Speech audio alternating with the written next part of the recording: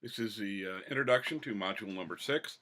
My apologies for all the technical mess of last week. Apparently, LexisNexis did an upgrade on Friday evening that had some unintended consequences. The good news for those of you who are part of the program and will be taking courses in future semesters is we are moving in the fall to the UNH Durham campus's Blackboard system rather than continuing to use Lexis Blackboard, and that's a much more stable environment where we're going to get notice of upgrades and any potential issues. So we expect this is a one-time thing, or at least we hope it's a one-time thing. Um, Topic for this module broadly is going to be I want to have you focus on conventions and treaties and getting some understanding of conventions and treaties. Before I talk about that, we're going to do it in the context of one, export controls, and you can see export controls is an important under noticed area of transnational crime.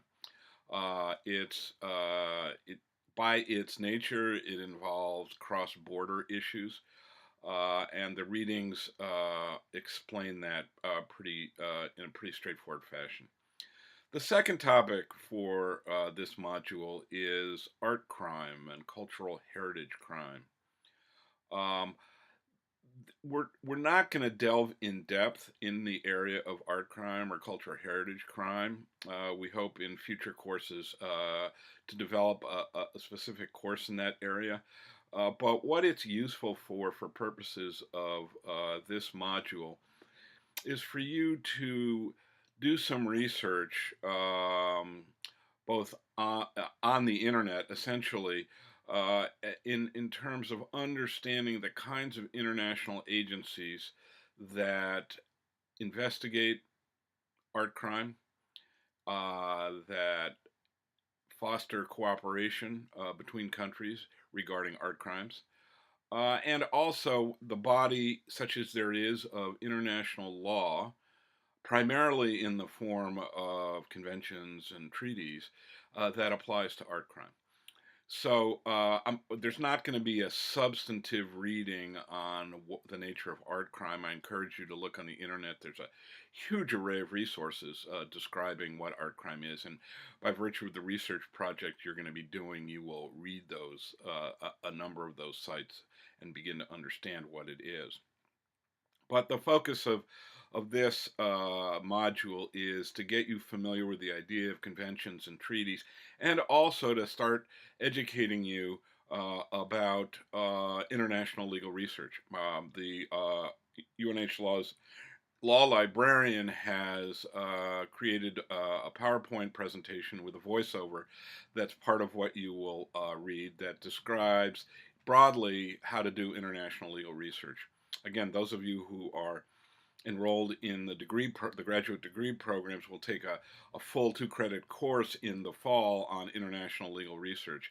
But this is a initial primer for those who are enrolled in the program and a primer for those of you who are JDs to give you a feel for example, how to find a treaty between two countries. So that'll be part of your assignment. Now, let me talk about conventions and treaties. Conventions, most often organized and developed through the processes of the United Nations, are agreements among countries, usually putting together a set of standards in a particular area, be it organized crime, be it drug trafficking, and there's a huge array of conventions that are out there. The law of the sea is there's a sequence of conventions involving the law of the sea, as we briefly talked about early in the semester. So I want you to give you an overview of what a convention is, and more importantly, what it isn't. Often the conventions take, 1, 2, 4, 5 years to get agreement. Once there is agreement, they act as a set of normative standards, but they have no legal uh, effectiveness until a particular country signs on to the convention. That is, if the United States participates in a convention, it is not bound by the convention until it signs the convention, and the legislature approves the conduct under the that which they've signed on to. So it's not, certainly in the United States, it's not as if a representative of the executive branch can sign the convention and then Congress has no say. Um, so you need to appreciate that. And then very frequently, conventions encourage treaties between countries. Now, treaties, again, the executive branch can negotiate a treaty with another country, but that treaty has to be approved by Congress. And until it's approved by Congress or the relevant body in another country, it has no effect. So the process of signing on to a set of standards that are enforceable um, does not just involve the executive branch reaching an agreement and signing off. So it's a much more complicated process. Uh, Frequently, what conventions or treaties involve is a set of standards that a country promises to turn into effective laws within the country by virtue of signing the treaty, signing on to the convention. Um, that's what happens. The convention standards, the convention recommendations, the treaty standards, the treaty recommendations do not become law simply by everybody approving them. Depending on the language of the treaty or the convention, the country has to then go about revising their own statutes to come into line with the treaty or the convention, or passing new statutes to implement those. And Going forward, those of you who are going to be taking the human trafficking course this fall will appreciate this can be a very interesting area as uh, countries, including the United States, make efforts to adapt their domestic statutes to that which they've agreed to internationally. It's a very complicated process. It takes a long time, understandably, but frustratingly, as pretty much every effort to make law that applies to a number of countries does. In a sense, that's the nature of international criminal law, because there are so many legal systems, so many countries, so many principles, such a varied moral backdrop to everything that countries are trying to do in the area of setting international criminal law standards. It takes a long time, lots of negotiation, lots of disagreement, lots of detailed language before agreement gets reached. So that's basically an overview of conventions and treaties.